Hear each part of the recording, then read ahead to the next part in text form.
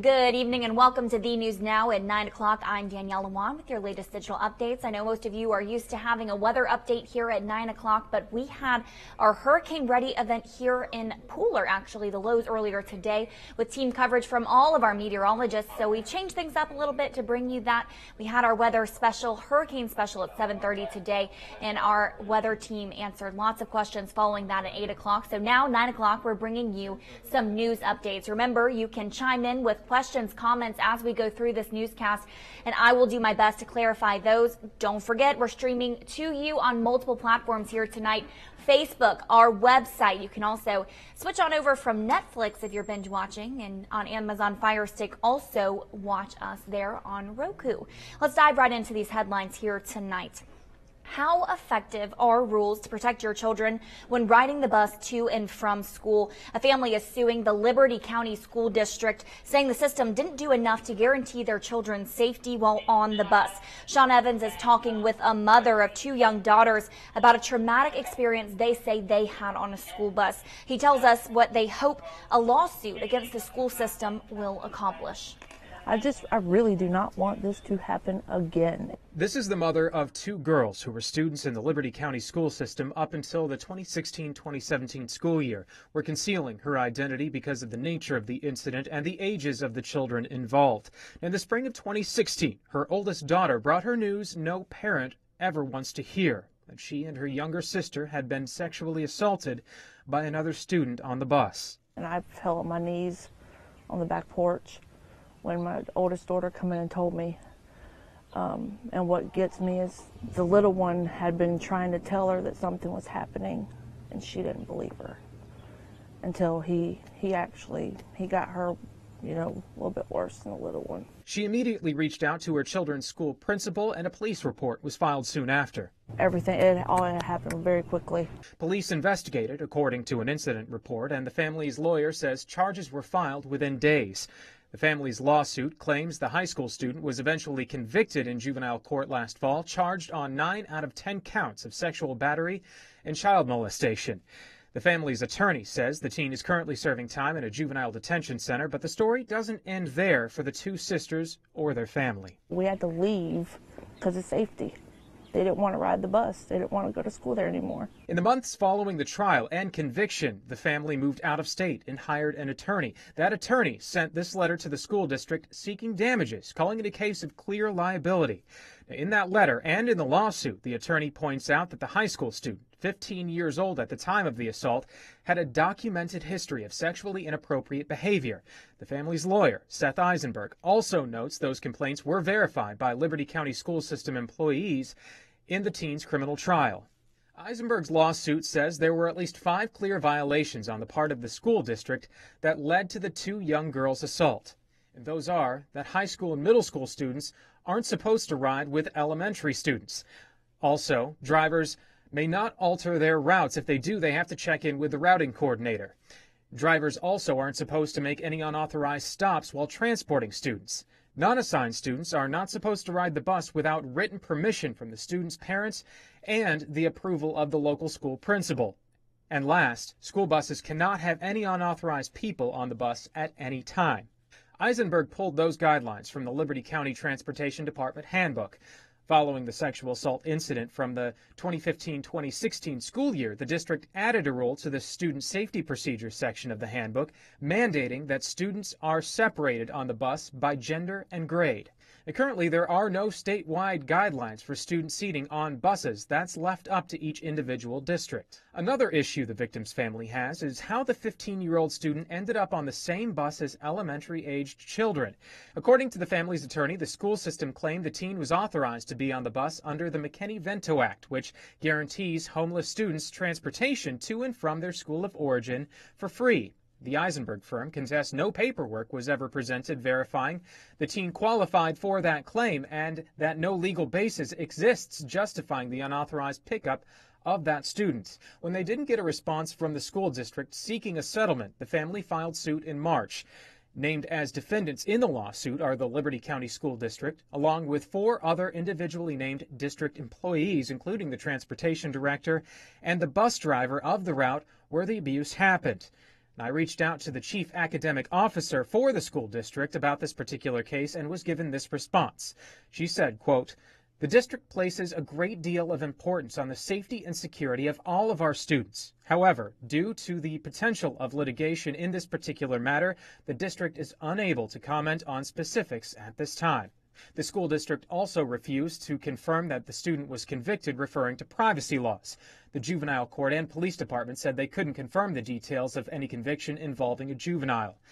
Now, while they wait on a response from the Liberty County schools and the courts, the family says they'll continue to hope for change and accountability so that what happened on that bus route never happens again to another child. They're hurt permanently.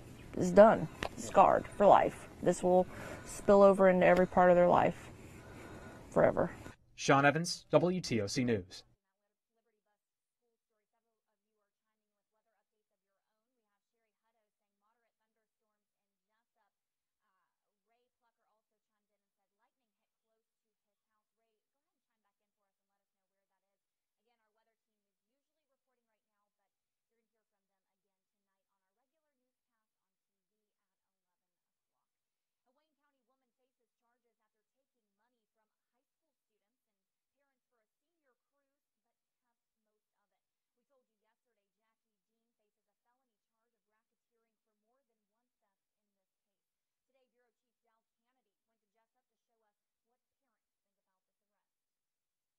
The parents I spoke to say this arrest doesn't give them very many answers more than what they think they already had. Their biggest question remains why. Jackie Dean turned herself in to police and GBI agents on Thursday for warrants of racketeering. Since a meeting 2 weeks ago, dozens of Wayne County High parents have come forward to say Dean took money from them to supposedly reserve a spot for their senior on the class cruise. Then the cruise ship told parents they had only a handful of reservations and payments.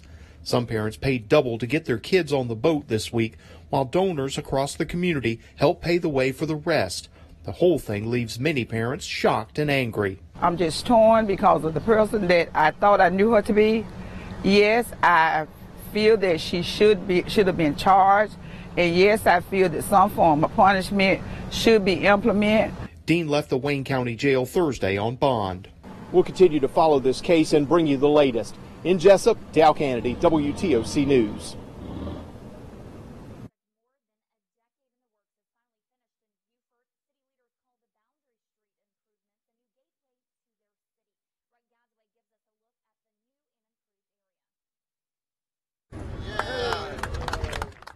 A handful of city, county, and project leaders cut the ribbon on a $33 million improvement project to Robert Smalls Parkway and Boundary Street. The idea started back in 2006 with this thought. Buford's too important to have a gateway that makes people think they're going to the wrong place.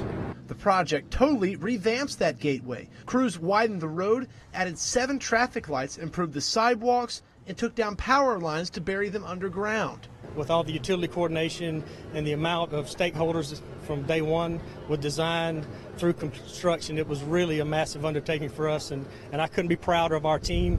Robert Royal is the general manager of the contractor for this project. He says it's the biggest project they've done. The completion date comes at an important time for residents in the area. With the past 2 years and the trauma this region has faced, this job couldn't have come in at a better time, right in advance of hurricane season. Mayor Billy Kaiserling credits the teamwork between state, local, and federal governments. The project is done on time and under budget. It creates a sense of place that is safe, that is environmentally sound, and in time will be proved to be a smart fiscal move. The mayor says 4 main areas of emphasis make this project necessary. Safety, environment, and aesthetics, and forages, and fiscal sustainability. They all crossed in the perfect way. 12 years later, Beaufort finally has that new gateway to their city. Wright Gazaway, WTOC News.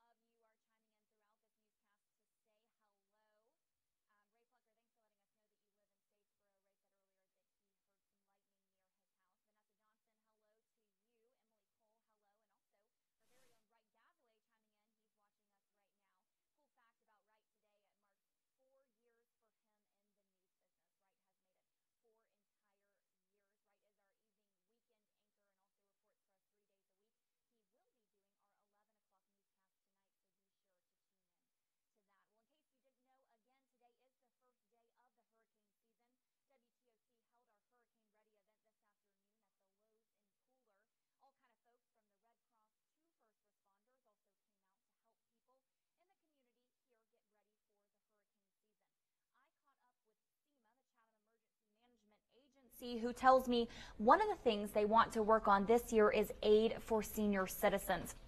Take a look at this photo during Hurricane Harvey of senior citizens in a nursing home stuck in water above their wheelchairs. Now, this photo was not taken in Savannah. I'm not seeing it show up on our screen. We might be having some difficulties getting that photo. Oh, there it is. You can see right there that water going up almost waist deep above their wheelchairs in that nursing home. Again, not taken in Savannah, but senior citizens here today tell me they felt like they were still forgotten. I'll walk you through what county emergency agencies are doing this year to better help our elderly citizens tonight at 11. Again, we're having lots of team coverage today with the hurricane season underway. Teddy Roundtree will have another report here coming up at 10 o'clock on the News Now with more news you need to know tonight on Friday. And I'm Danielle Lewan. Don't forget to tune in to that senior citizen update on the news on television at 11 o'clock. Thanks so much for joining us.